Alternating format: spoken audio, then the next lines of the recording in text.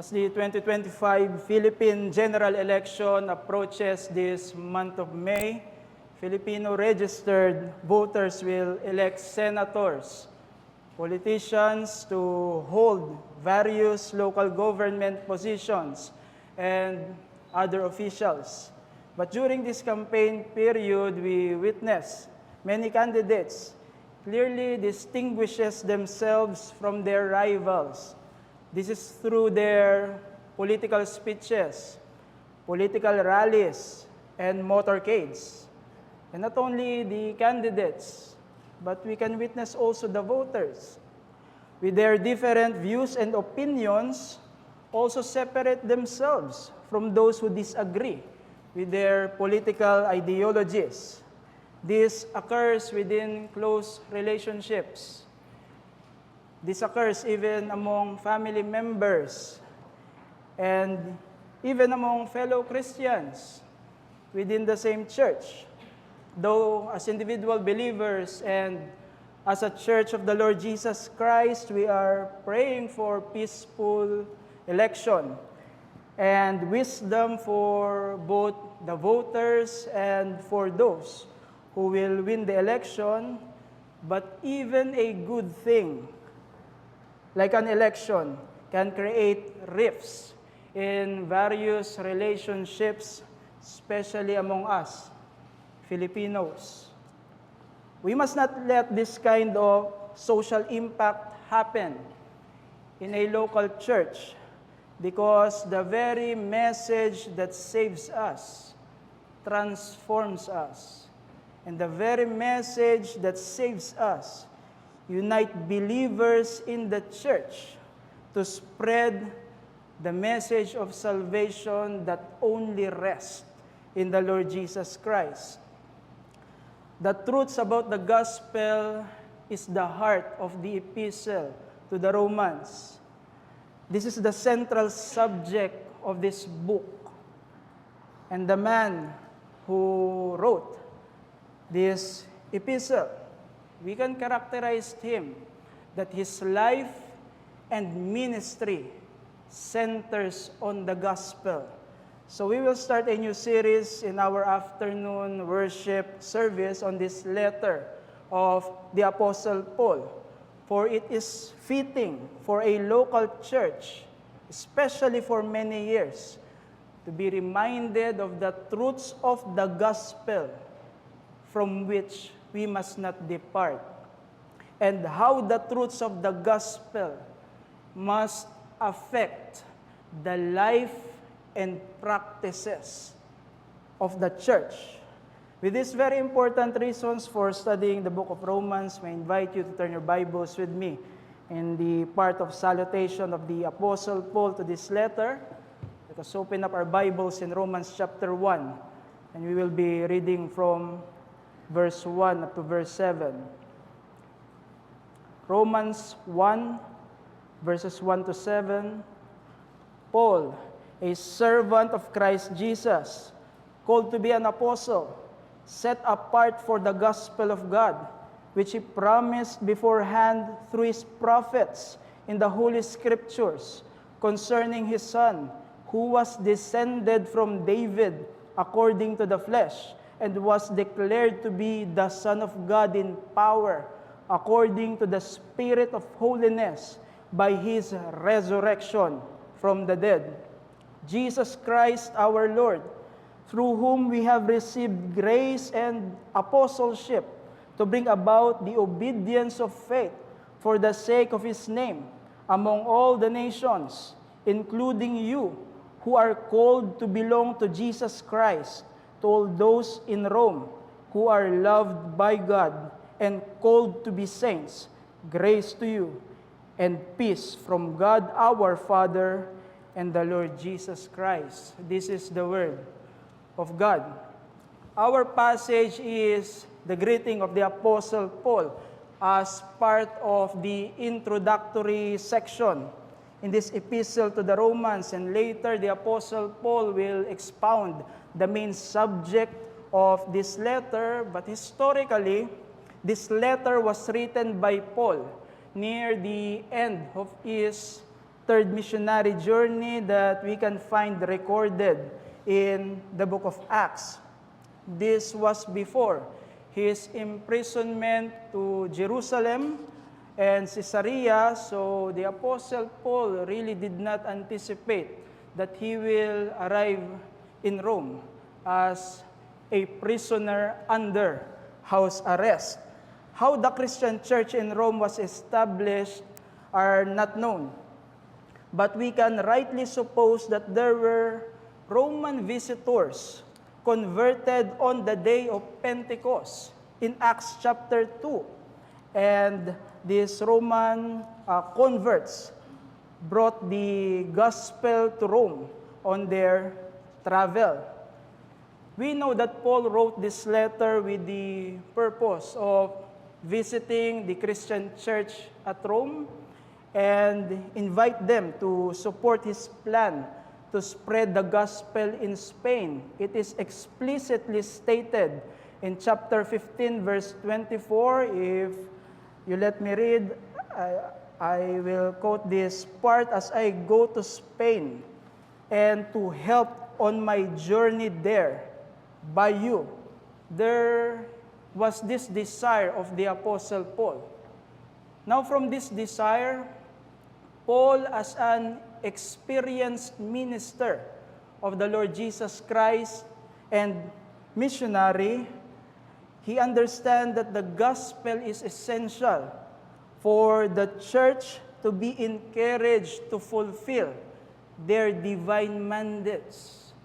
We are challenged to become faithful in the Lord Jesus Christ and to become faithful to obey His command because of what He has done for us in the Lord Jesus Christ. And this truth is very clear from the Apostle Paul.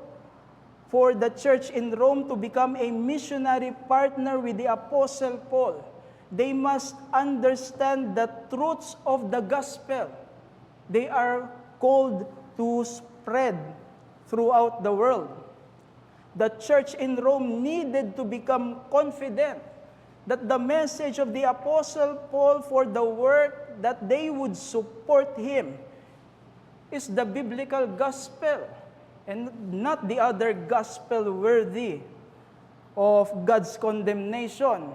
And the church in Rome must maintain a consistent testimony to the gospel which they are called to spread throughout the world. So from the beginning of this epistle, Paul wants to tell them about the gospel more than he wants them to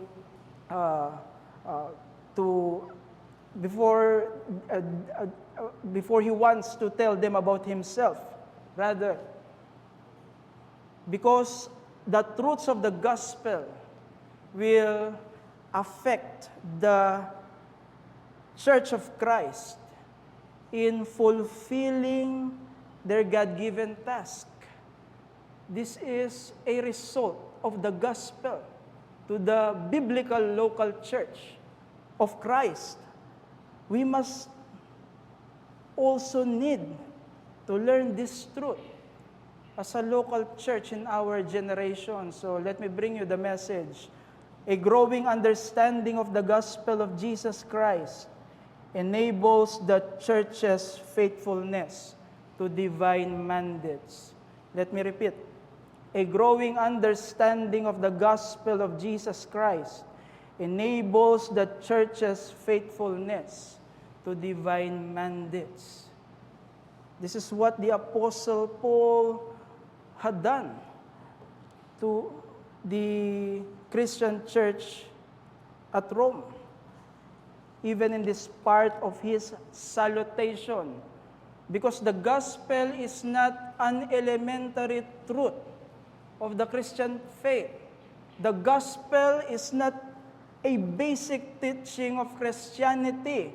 The gospel is central to Christianity. Therefore, believers saved by this message must grow in their understanding of it. Growth in the understanding of the gospel is not only important for our knowledge as believers, it is also important in our application of God's commands for us. The church in Rome needed to listen to the Apostle Paul because they need to grow in grasping the truths of the gospel and applying the gospel as a church. Paul will expound the gospel in this letter, isn't it? The word gospel appears frequently in this letter.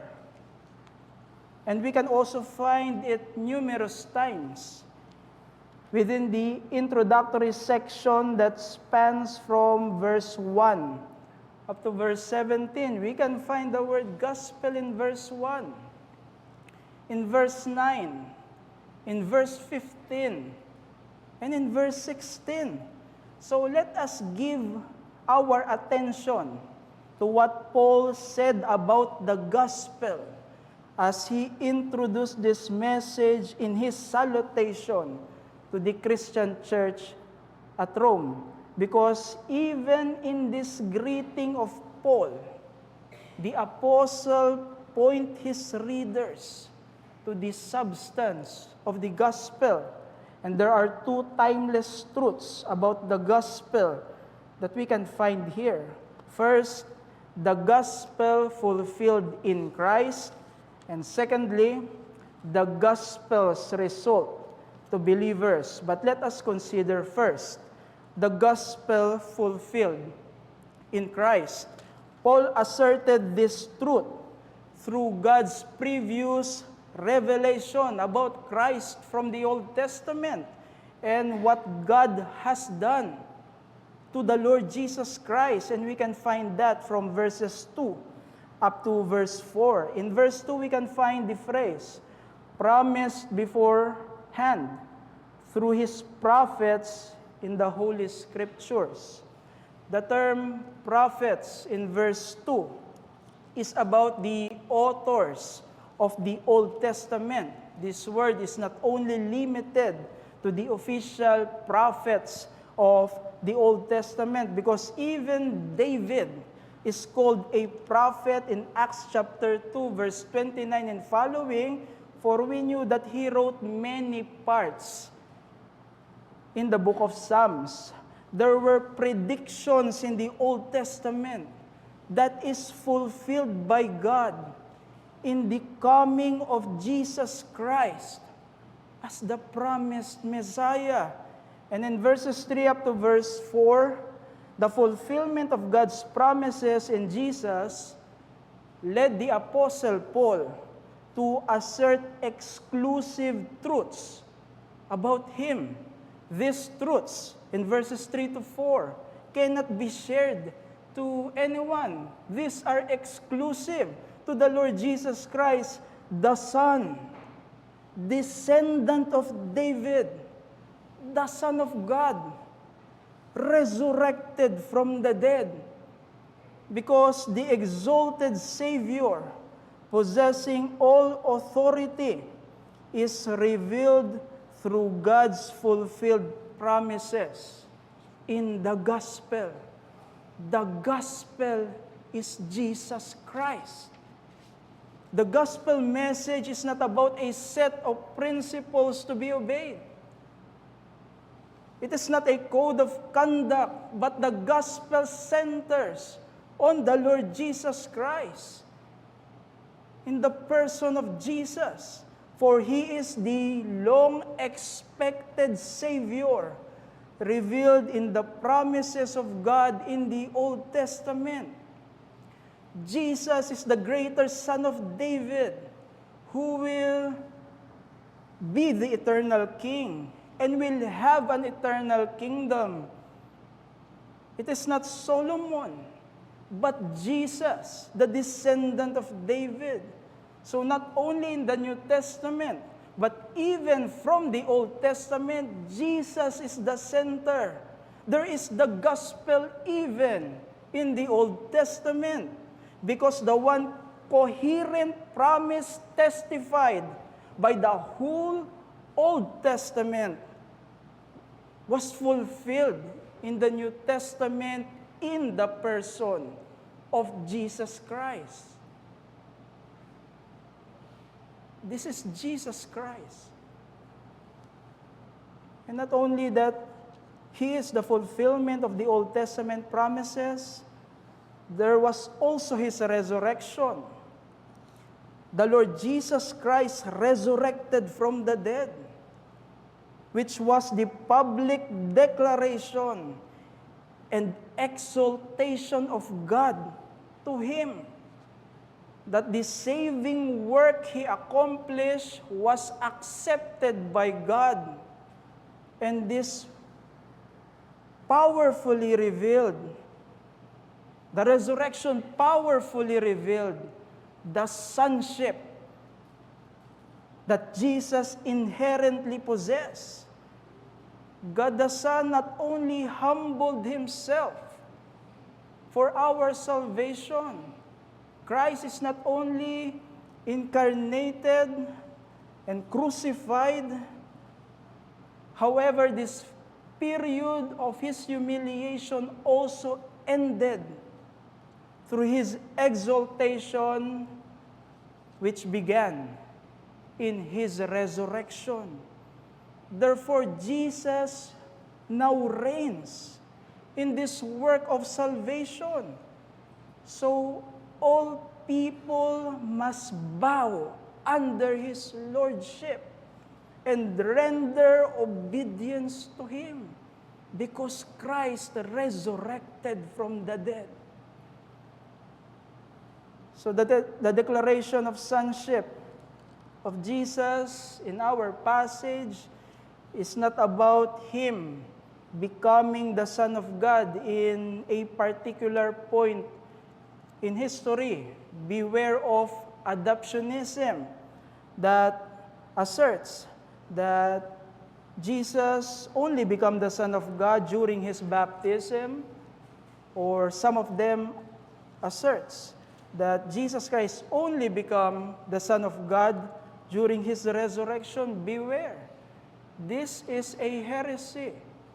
Rather, Jesus has always been the Son of God, but was declared to be so in power through God's mighty act of resurrecting Him from the dead.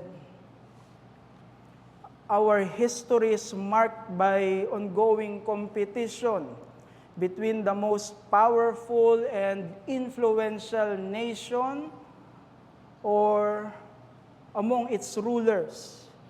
Yet within this history of world powers, whoever emerges for dominance will eventually decline and will eventually fall.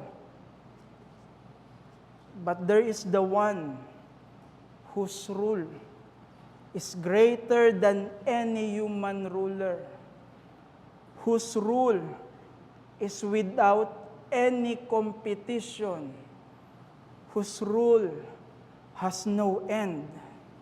And our history is heading towards the complete manifestation of His rule, so that everyone will bow and every tongue will confess that He is Lord and He is Jesus, the King of Kings and the Lord of Lords, who was highly exalted by God since His resurrection. So let us always recognize the exalted Savior of the gospel in His absolute authority to His people. Through the gospel, we were confronted by Jesus. So as believers, we understand that this Savior should be the authority in our lives. Because as Christ, Jesus is also a king. Jesus did not remain a baby in the manger, or someone mocked by people and crucified with criminals to die. He is now exalted since His resurrection. Jesus not only possessed sovereign rule to all creation because He is the second person of the Trinity, but there is His rule based also from the work that He accomplished for salvation. Since the resurrection, there is now the rule of Christ spiritually to His people and to all things for His redemptive ends. So in every area of our lives, whatever our emotions or situations, we must always realize the authority of Christ over us. Because the gospel that we believe unto salvation is about Jesus, who was not only humbled Himself for the work of salvation, but also highly exalted. This is the Christ of the Scripture. Because the gospel that we live unto salvation is about Him. For we can summarize the gospel in His death and in His resurrection. So always remind ourselves that the Jesus who saves us has the absolute authority over us. So we must follow all His mandates to us, not only individually, but even as a church. Now from this, you can understand that the gospel claims every sphere of our lives. So any compromise of Christ's commands for believers and His mandates for His church is a direct affront and rebellion to the King of Kings and the Lord of Lords. Therefore, anti-gospel. In his address upon the opening of the Free University of Amsterdam on October 20, 1880, the Dutch Reformed theologian Abraham Kuyper said these words that assert the lordship of Christ, which we must recognize in every aspect of life. Kuyper said, "There is not a square inch in the whole domain of our human existence over which Christ does not call mine." This is the Christ of the gospel, who was both fulfillment of the Old Testament scriptures and highly exalted by God since He rose from the dead. That's why there is the gospel fulfilled in Christ. But secondly, and very important, another timeless truth of the gospel is what we can understand in what Paul said in verse 5. And let me summarize this from this point, the gospel's result to believers. Because for the Apostle Paul, there is the goal. There is the aim of spreading the gospel of the Lord Jesus Christ. We can read in verse 6, bring about the obedience of faith. This is very important to understand because obedience in this phrase has the meaning of trusting submission. A same word in the gospel from the account that demons obey the commands of Jesus. If I will give an example, There is that incident in Mark chapter 1, verse 27 that we can read. They obey him. That's the same word that used by the Apostle Paul in this term, obedience. And this word, obedience, is connected to faith because genuine faith produces evidences. This is the nature of genuine faith. So we must understand the words obedience of faith in its both meaning, obedience of believing the gospel, and believers' obedience that submits from the powerful reign of God in Christ. These are the meaning of the purpose said by the Apostle Paul in spreading the gospel. So, trusting submission to the only salvation revealed in the gospel is a characteristic that will continue to grow throughout the entire Christian life.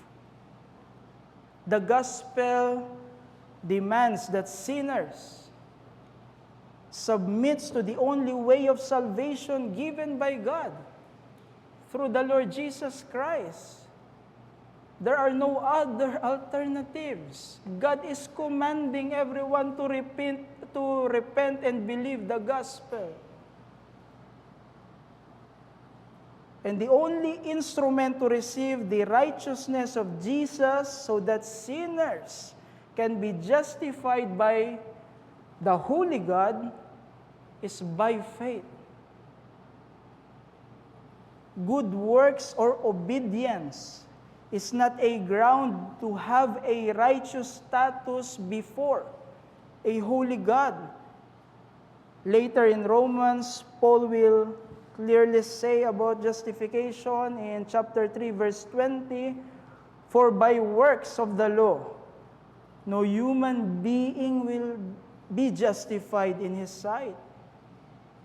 Furthermore, we cannot combine faith and works as grounds for justification because grace and merit are polar opposites. If it is by grace, it is unmerited. If it is by works, it is earned. That's why you cannot have grace and works as grounds to become righteous before God. And the nature of saving faith completely depend on its object. Any addition of human merit to faith nullifies faith. It cannot be by faith when it is by works. That's a nature of the saving faith. But another nature of saving faith that will help us to understand the proper place of good works or obedience is that they are its sure evidence. Faith itself will lead to good works. Faith will lead to obedience. It is wrong to claim that both faith and works are means for salvation, for we receive Christ's righteousness for our justification through faith alone. However, that same faith will manifest its genuineness through growing obedience to God. That is the proper place of obedience. An evidence of genuine faith. Therefore, as believers obey the only way of salvation by responding in faith to the gospel, they will now live by faith, manifested through continuing obedience to Jesus. the initial obedience to the only way of salvation through faith will lead genuine converts to continuing obedience, for they will live by faith. We readily recognize life in the physical realm through vital signs and other observable evidences such as breathing, responsiveness. The same cannot be said of the spiritual state of depraved sinners. Scriptures such as Ephesians 2 declares that all sinners are dead in their trespasses and sins. However, there is the life-giving work of God in salvation through the message of the gospel, whereby sinners are enabled to respond in faith unto salvation, to savingly respond in the gospel is a work of grace, not because a person decided to follow Jesus. And as God made us alive, it will continue to manifest in the evidences of our saving faith. Because faith, according to Scripture, has its sure evidences. So let us remember that we are enabled to obey as genuine believers of the gospel. Not only that we understand the authority of the Lord Jesus Christ, whom all must render obedience, but this proper response is enabled by the grace of God to His people. That's why Paul started even in this salutation about the gospel. There is the gift of faith from the grace of God that will continue to manifest in the life of genuine believers through ongoing bending of our knees, submission, and obedience to the King of Kings and the Lord of Lords, Jesus Christ.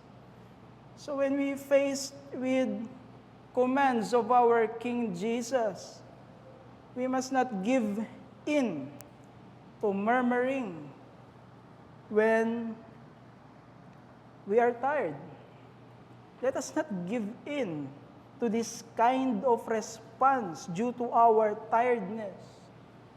Let us not give in to disobedience because of our contrary desires. Let us not be selective in our compliance because of our desire of comfort. And let us not fear because of our negative situation when we are confronted with the commands of our King Jesus. Because there is the grace of God that makes the obedience of faith possible throughout our entire Christian life. So we need to identify the areas of our life where you are not obeying the Lord Jesus Christ as a believer. For obedience to God is truly possible for those saved by the gospel. So the gospel not only claims every areas of our life, it also transforms it. This is the gospel of Christ. So let us not diminish the richness of the Christian life by living contrary to God's command. And let us not fall into the satanic deception that there are commands of God impossible for His people. For God says in 1 John chapter 5 verse 3, and His commandments are not burdensome. Salvation produces genuine desire to obey. Salvation enables God's people to obey. Therefore, the commandments of our King Jesus are not burdensome to us. There is this result of the gospel to genuine believers, so that we will hear and we will obey the mandates of Christ to His church. In his sermon titled, The Obedience of Faith, Charles Spurgeon preached about the connection between genuine faith and a life of obedience to God. Spurgeon said, we preach the obedience of faith.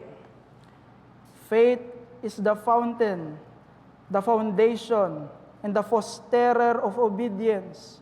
Men obey not God till they believe Him. We preach faith in order that men may be brought to obedience. To disbelieve is to disobey. Obedience is the grand object of the work of grace in the hearts of those who are chosen and called. They are to become obedient children, conformed to the image of Christ, with whom the Father is well pleased. Therefore, enabled by grace, as a result of the gospel, those who believe, will truly live in obedience to God. There is this result of the gospel. So truly the gospel affects the church's faithfulness to its mandates, because its message centers on Jesus, who has the absolute authority.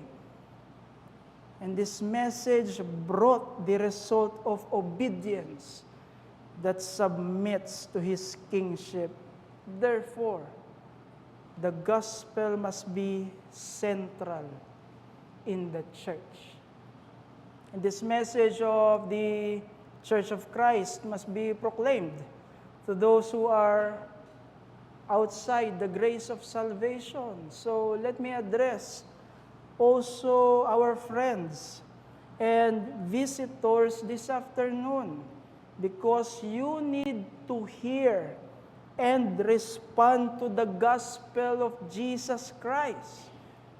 Because as sinners, there is a warning about an eternal punishment that is coming upon you because of your sins.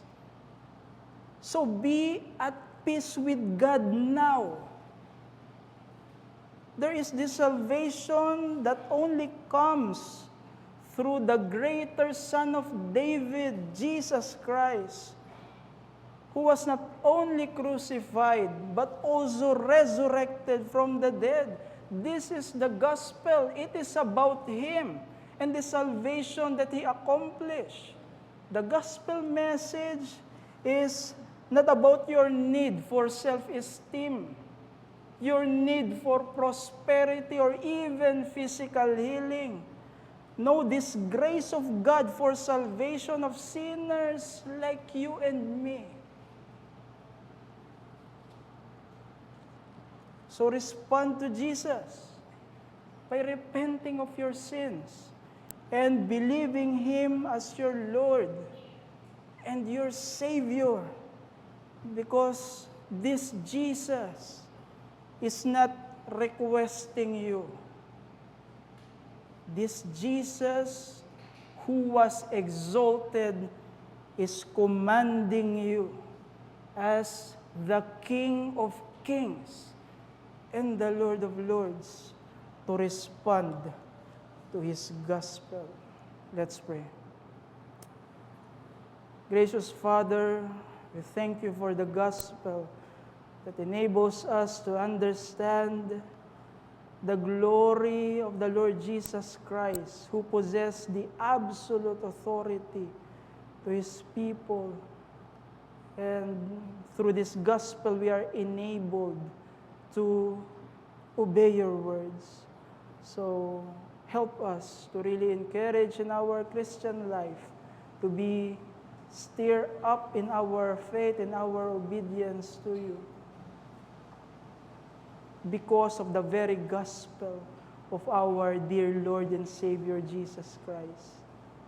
And as we open this study of the book of Romans, may you help us, as you help us this afternoon to understand the gospel and to grow in knowing its truths. For like what we heard, growing understanding of the gospel affects the church's faithfulness. So help us as a church here in CRBC to always make the gospel central in our life as a church. And we also want to remember those who are outside of the saving grace of the Lord Jesus Christ. As they heard the gospel, help them to not to continue in their rebellion to the King of Kings and the Lord of Lords. Instead, by your grace, may they truly obey the commands of the gospel to repent and believe the only Savior, the Lord Jesus Christ. So answer us according to your will, that will most glorify your great and holy name. For we pray all these things in Jesus' name. Amen.